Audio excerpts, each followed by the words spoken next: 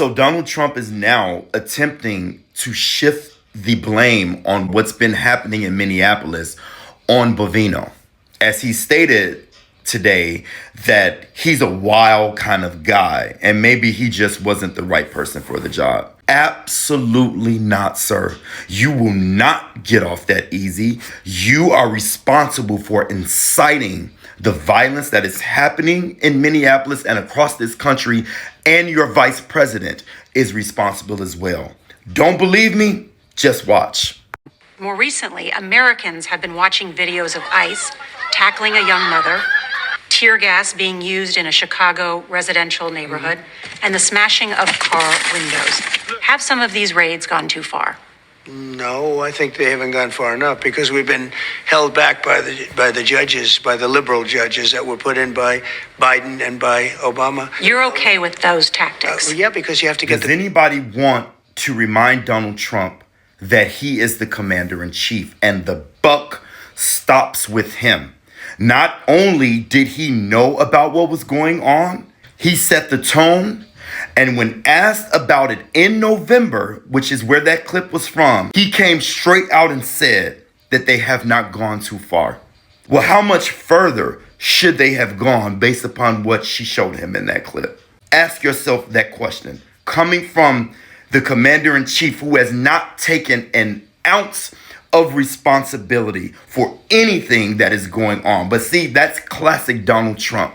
And if this was any other president, if it had been Biden, if it had been Obama, everybody would be calling for their resignation and for their impeachment. The double standards and hypocrisy is staggering with this group of people. How emboldened do you think that made Bovino feel and these ICE thugs, domestic state terrorists, feel about what they were doing there?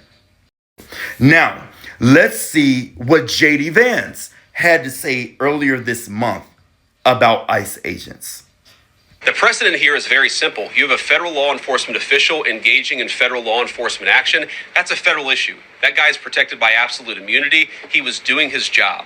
The idea that Tim Walz and a bunch of radicals in Minneapolis are going to go after and make this guy's life miserable because he was doing the job that he was asked to do is preposterous. The unprecedented thing is the idea that a local official can actually prosecute a federal official with absolute immunity. I've never seen anything like that. It would get tossed out. So not once, but twice in that press conference, he said that ICE agents had absolute immunity, which is absolute BS. You have the president in November saying that despite everything that had happened, that wasn't far enough and that they needed to go further. Flash forward 2 months to J.D. Vance saying more than one time that they had absolute immunity. What message do you think that sends to Bovino, Noam, and all these racist thugs that they have out on the streets? Considering how far they had already gone, what's left? What's left? And I want you to think about Renee Good and Alex Preddy. They have not gone far enough and they have complete immunity.